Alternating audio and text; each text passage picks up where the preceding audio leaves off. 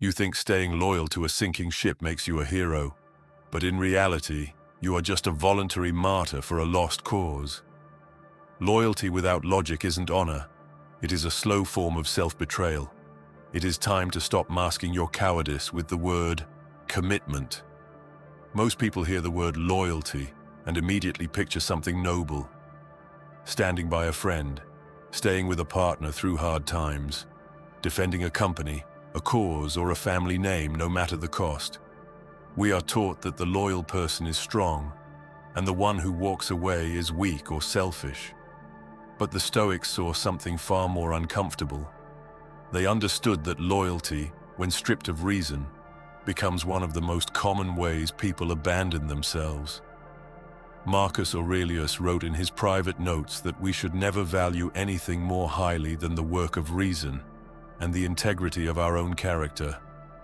Seneca warned that we often chain ourselves to people and situations out of habit, fear, or a false sense of duty, and then call those chains virtue. Epictetus was even more direct. Nothing outside your moral purpose deserves your unconditional allegiance. The brutal truth is this: loyalty is only admirable when it is directed toward what is actually worthy of it. When it is directed toward what is sinking, corrupt, or destructive, it is not loyalty at all. It is self-abandonment dressed up as honor. Look around. How many people stay in relationships that erode their dignity because they once promised forever? How many remain in jobs that demand their silence and compliance because they feel they owe the company years of service? How many defend family members who repeatedly violate basic respect, telling themselves that blood is thicker than principle? In each case, the person believes they are being strong.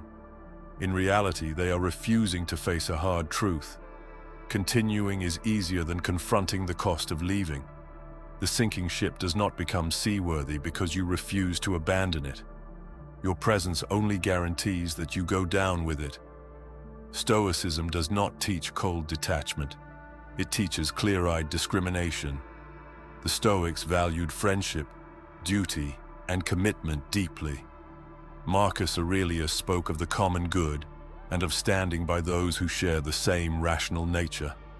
But their loyalty was always secondary to virtue. If a friendship required you to lie, enable harm, or abandon your judgment, it was no longer friendship. If a duty required you to betray justice, it ceased to be a duty. The highest loyalty is to the best version of yourself, the one that refuses to trade character for comfort or approval. This is the part most people are too weak to hear. True strength is not the ability to endure anything.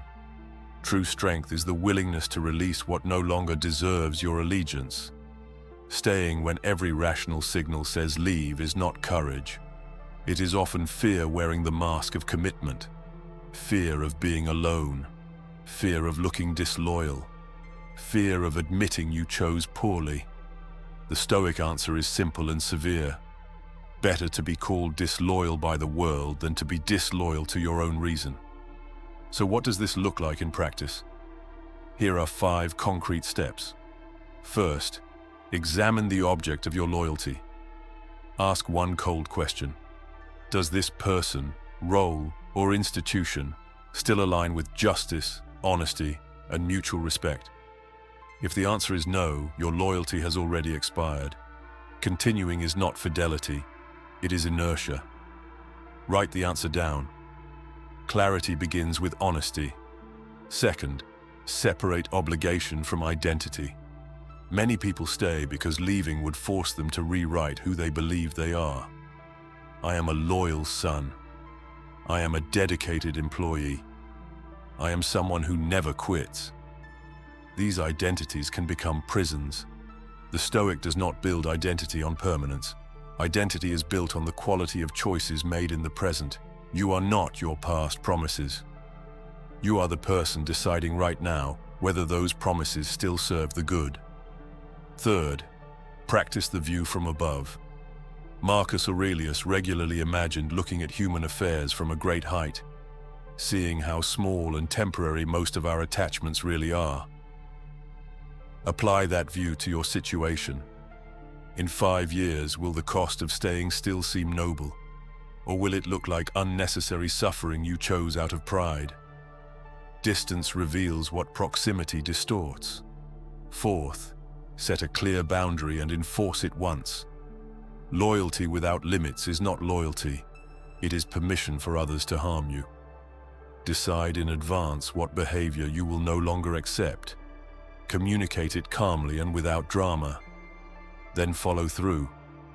The person or situation that cannot respect a reasonable boundary has already shown you where it stands.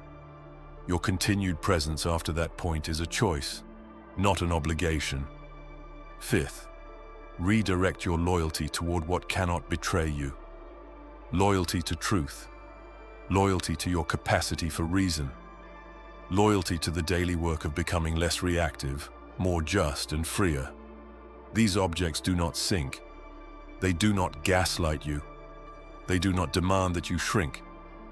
The more you practice loyalty to principle, the less you will feel compelled to sacrifice yourself for what is unworthy. The lesson is not that you should become callous or unreliable. The lesson is that you should stop confusing endurance with excellence. A ship that is taking on water is not made stronger by your refusal to leave. Your life is not made more meaningful by your willingness to drown for the sake of appearance. The Stoics understood that the only ship worth remaining on is the one guided by reason and virtue. Everything else is cargo that can, and sometimes must, be cut loose. You do not become dishonorable by walking away from what has already abandoned virtue. You become free. And freedom, for a rational being, is the only loyalty that truly matters. If this challenged the way you think about commitment, leave a comment with the situation you've been carrying longer than you should. Like the video if it gave you permission to stop romanticizing your own suffering, and subscribe if you want more of these hard, necessary conversations rooted in ancient philosophy for modern life. The work of becoming stronger starts with seeing clearly. Start today